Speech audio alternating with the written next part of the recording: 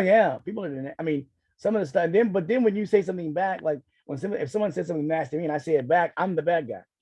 How am I the bad guy when they said this? You know what I mean? But Right. that's just how it is. I mean, the media loves to pick on me, so I just get used to it and I kind of walk away from it.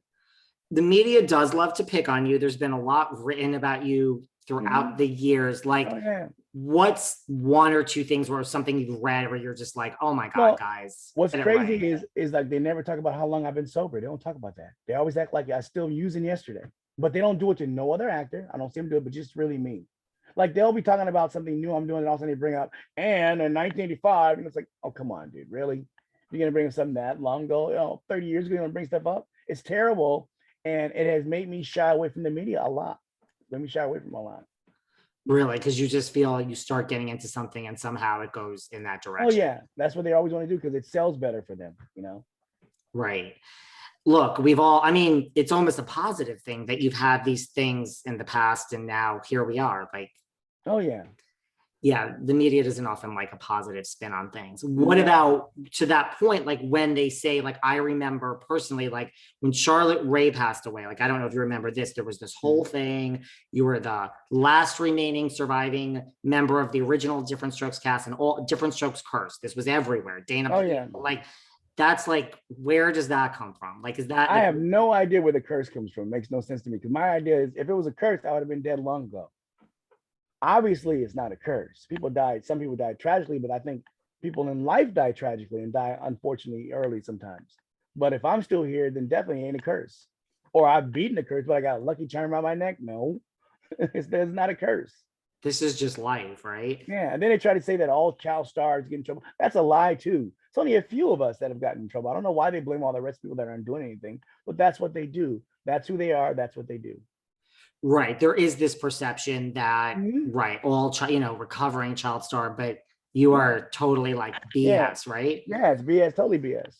I always say, well, like, okay, we have Jodie Foster Of without course, overthinking it. We have Brooke Shields. I mean, I'm just without trying to think about Lisa it. Welcher, Kim Fields, Tiffany, all those people.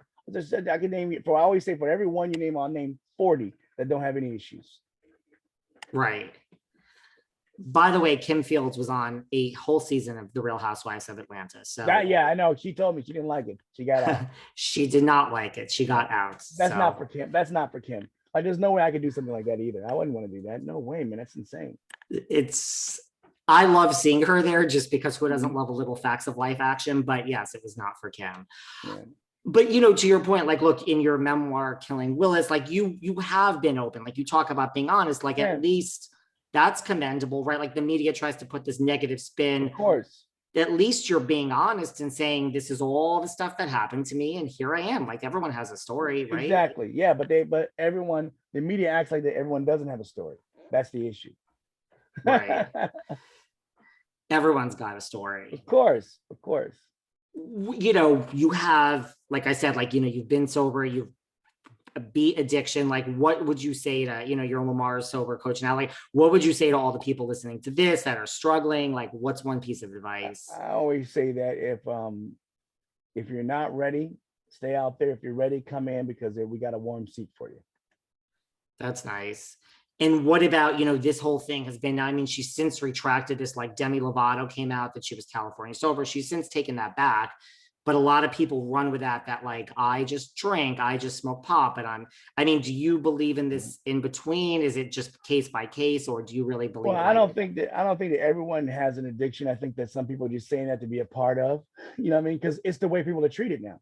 You have addiction? Oh my gosh. Except for me. But everyone else is like, oh, you're getting help. Oh, fabulous. I'm so happy for you. And it didn't happen to me.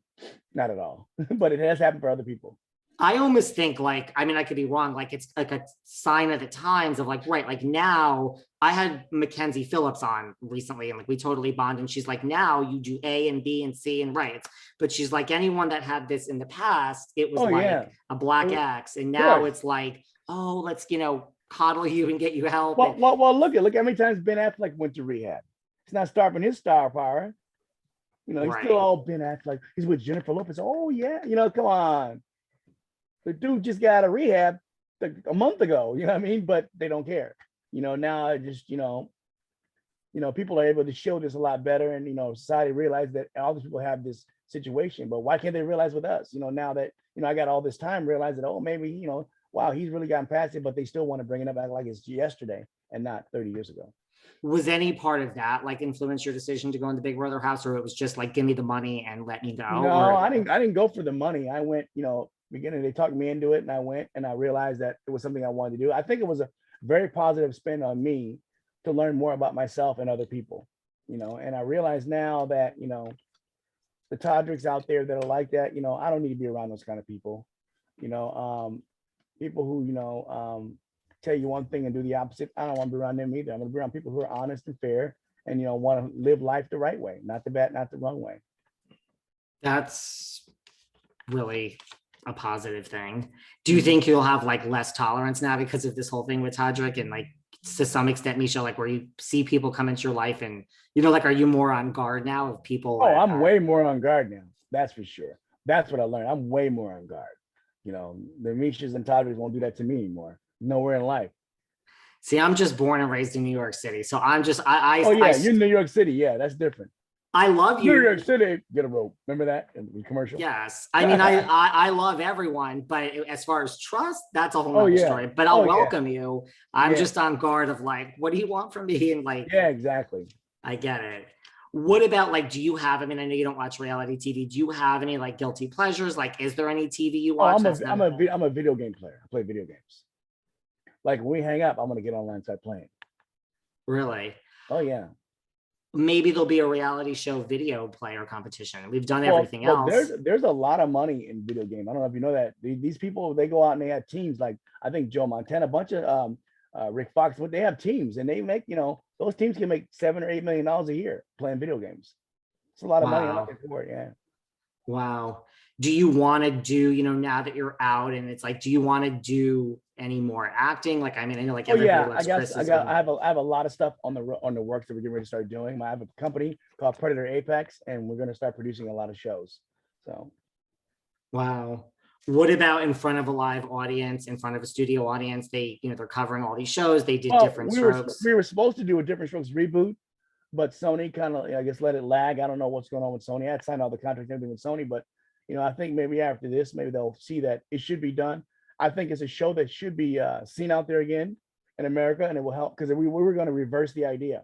We're going to reverse it. It's going to be where Willis is like married to Tootie or somebody else, and they adopt 2 white kids, and then that's them trying to make so that American people can see the other side of the shoe.